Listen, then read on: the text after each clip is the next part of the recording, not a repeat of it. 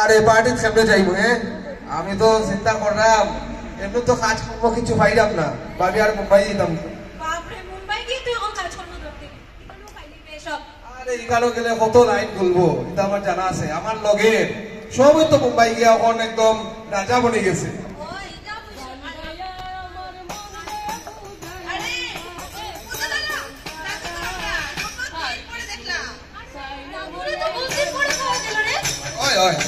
ও দাদু ইবাই কেমনে কেমনে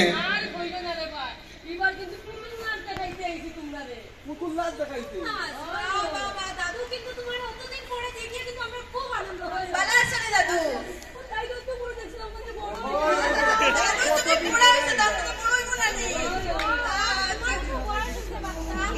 আচ্ছা তুমি অতদিন পরে এইদিকে কি করলা আরে বলবো পুতুল নাচ দেখাইতাম তোমরা রে আচ্ছা কিন্তু পুতুল নাচে কিন্তু এবার নতুন গল্প আছে নতুন গল্প আচ্ছা কেমন ধরনের গল্প আপনারা কোন আমরা শুনি আমরা কতদিন থেকে অপেক্ষা করলাম গল্পটা হইছে কিন্তু এক পরিবারও মেয়েটাকে পড়তে দেওয়া হয় না কিটা বলতা মেয়ে জন্ম হইলে তারা অভিশাপ মনে করেন কিটা বলবো তারা খালি ছেলে লাগে এটা কিটা ওখনো রইছে এটা তো আগের জমানা দেখতা তারা মনে করেন ছেলেরাই সবটা পারে তারা কে বুঝাইতো যে ছেলেরা আজকে মেয়ে কত আগে বাড়ি গেছে মেয়েরা IAS officer IPS officer doctor engineer কিন্তু তারাও আগের জামানাতে রইছেন বুঝছো না আমরা কিটা দেখতে পারবো নি ওই দেখতে পারবো ওই পুতুল নাচের মধ্যে দিয়া গল্পটা তোমরা কইবো ও আচ্ছা আচ্ছা কিটা পাস যাইতে নি চলো আজকে বিকালে এখন একটা ভিডিও আছে চলো আমরা দেখি একটা গান গাইতে লাগবে তোমরা আচ্ছা গান গাইতে লাগবে ওই আচ্ছা আচ্ছা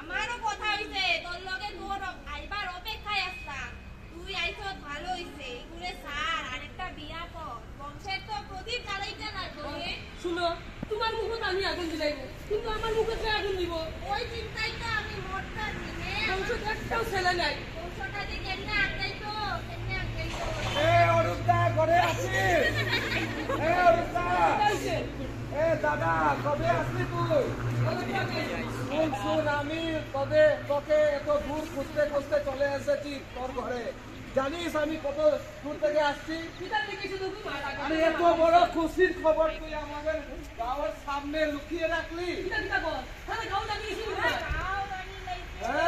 সারা গাঁও জানিছে তোদের ঘরে কন্যা সন্তান হলো আরে তো এটা তো সুখের খবর রে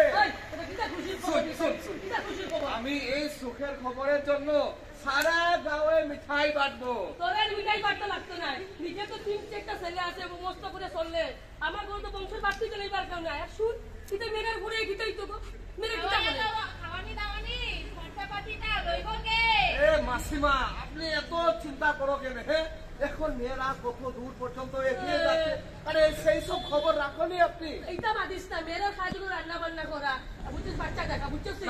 তোমার সঙ্গে আমি একমত হতে পারছি না দাদা। কিসের ঘরের কাম? আরে মেয়েরা হলো এখন একাই 100। শুন, তোর আর পড়াশোনা করতে লাগতো না, যথেষ্ট পড়ছো। আর চাইতে লাগতো না, যা বয়স হয়ে গেছে, পারো। আরে অরুণদা, কি করছো? হ্যাঁ, তোমার মেয়েকে পড়াবে না? আর বলিয়া কিতা করতো, নাম লেখা শিখিলিস, ওটা বলতে ভালো মতো ছেলে দেখিস একটা। ছি ছি ছি, তুমি এই জানার মান সম্মান নষ্ট করবে। তুই আমার পরিবারের নাক বলাইছিস, যাস তুই, যা। আমি যাচ্ছি। এই সব কথা তোমাদের পরিবারের আমি দিদিমণির কাছে বলবো। পড়াশোনার যদি তার একমাত্র ছেলেরা, তারা অফিসার, ইঞ্জিনিয়ার, তুমি মেয়েদের খাজু পিতা, গোর জানো তুই তো আনাঙ্গা করতো। না, তোমার কথা আমি বলতে পারছি না। আরে আমারও তো একটা মেয়ে লাগে। আমি ভগবানের কাছে বলছি যে আমার একটা মেয়ে হলে আমার ছেলের রাখি বাঁধবে। আমি দিদিমণিকে নিয়ে আসছি, তারপর তোমার বিচার হবে, বিচার। হ্যাঁ, তোমার মাথায় কালি বুদ্ধি কমে। ওমা, তুই উঠিতা মাথা ভাগদের মতো আসতা যাও, তাহলে আমি সামনে করে নিয়ে আসেন দিদিমণি। এই যে এই অরুণদার পরিবারটা মানে ওদের মেয়েকে না পড়াবে, না কিছু বলবে, কিচ্ছু করবে না। তাই উনি হলেন চম্পুর স্কুলের দিদিমণি। আচ্ছা আচ্ছা, দাদা আপনি তো চম্পার বাবা না? চম্পার আগে একটু ডাকুন, চাই কথা একটু ডাকুন। চম্পার কোথায় যায়? আচ্ছা চম্পা, তুমি স্কুলে যাই না কিতা লিখা অতদিন থেকে? কিতা লিখা আপনার দাদা আপনি স্কুলে যাইতে না? মেয়েরা পড়াশোনা করে কিতা করতো? মেয়েদের খাজি তো করে রান্না বান্না করা, গোর পেটা বাচ্চা পালাইতা করা, পড়াশোনা করে কিতা করতো? আপনি একটা মেয়ের বাবা আর আপনি এইসব কথা কইরা আবো না। আপনি যে মেয়েটার জন্ম দিয়েছেন, আপনার কিতা কোনো দায়িত্ব নাই? দায়িত্ব তো আছে, তো ওখান বিয়া দিলে আমার বোনে কিতা করতো? পড়াশোনা কইরা কি করব? রাতটা কি ও তো গিয়া ঘর ঝাড়ু দেওয়া, ঘর মুছাও কাম মেয়েরা। আচ্ছা শুনুনছেন মাসিমা, আপনিও তো একজন মহিলা না? আপনি এইসব কথা কইরা কেমনে? আজকে আপনার মেয়েরা কত ধরনের নির্যাতন তারা ভোগ করতে হয়, আপনি এটা বুঝুন না? পিতা বলছেন, পিতা হইতে পিতা মার মাথা তুমি। তারা গৃহ হিংসা হয়, ভ্রূণ হত্যা হয়, তারা ঘরে তারা পড়াশোনা করতে দেওয়া হয় না, তারা যখন গর্ভে থাকে তখনই মার পেটে থাকতে তারা মারি দেওয়া হয়ে যায়। একদম সত্যি কথা বলছে দিদিমণি। এইসব কথা আপনারা কইবা না। আর আজকে আমরা দেশের প্রধানমন্ত্রী, আমরা যে ভারত সরকার কত ধরনের সুযোগ সুবিধা দিয়েই দিছে তারা পড়াশোনা দিতে, আর অল্প বয়সে তারা মৃত্যু হয়ে যায়। আপনি কি এগুলো বুঝুন না? এসব করবা না আপনারা। আপনারা তাহলে করতে দিন, স্কুলে দিন, নিজের পায়ে নিজের মেয়েকে খাড়া হতে দিন। আর আমরা পড়াশোনার খরচপাতির কোনো চিন্তা নাই। আমরা ভারত সরকার প্রাথমিক শিক্ষা দিয়াই দিছে বিনামূল্যে, যাতে তারা পড়াশোনা করতে পারে আর তারা নিজের দক্ষতা বৃদ্ধি করতে পারে, তারা নিজে যারা জীবনের মধ্যে আগাইতে পারে। এই সুযোগ সুবিধা তারা দেওয়া আছে। আর বিভিন্ন ধরনের কত ধরনের প্রকল্প যোজনা তারা লিখে বানানো যেমন একটা যোজনা হলো সুকন্যা সমৃদ্ধি যোজনা। এই যোজনার মাধ্যমে অনেক কিছু ফ্যাসিলিটিস মেয়েরা এখন পাচ্ছে। হ্যাঁ, নারী শক্তি।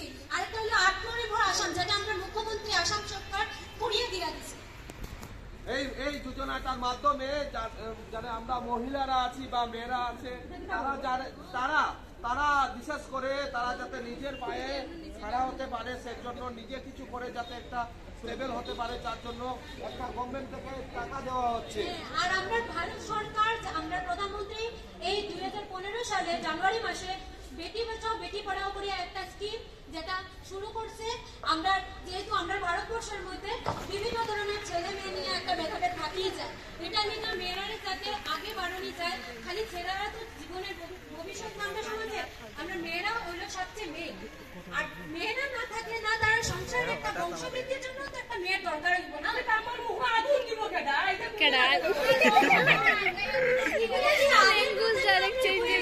এখন পর্যন্ত যে করে ছেলে না, এরপরে মেয়ে দিব তারা মুখে আগুন। এইসব আগের কথা চলবে না। এইগুলো সব বন্ধ করুন। আর আমরা ভারত সরকার যে সুযোগ সুবিধা দিয়ে দিছে তারা এইটা উপলব্ধি করতে মাসি, আমি আপনাকে অনেক শ্রদ্ধা করি, কিন্তু আপনি যে আপনার আগের চিন্তা ভাবনা এইসব ছেড়ে দিন। সেটা আমার মেয়েও আগে বাড়ি জীবনে পড়ে 100 বার তারা আইএস অফিসার হইতে পারবো, একদিন ডাক্তার হইতে পারবো, উকিল হইতে পারবো, আর আমরা ভারতবর্ষের রাষ্ট্রপতিকে একজন মহিলাই তো। বাবা এটা বল সম্পর্ক করে আরেকটা শোনো, এই যে তোমার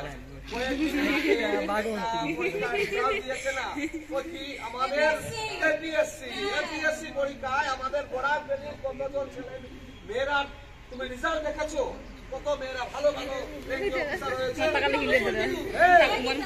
একদম সত্যি কথা বলছি। যত তাড়াতাড়ি পারবেন।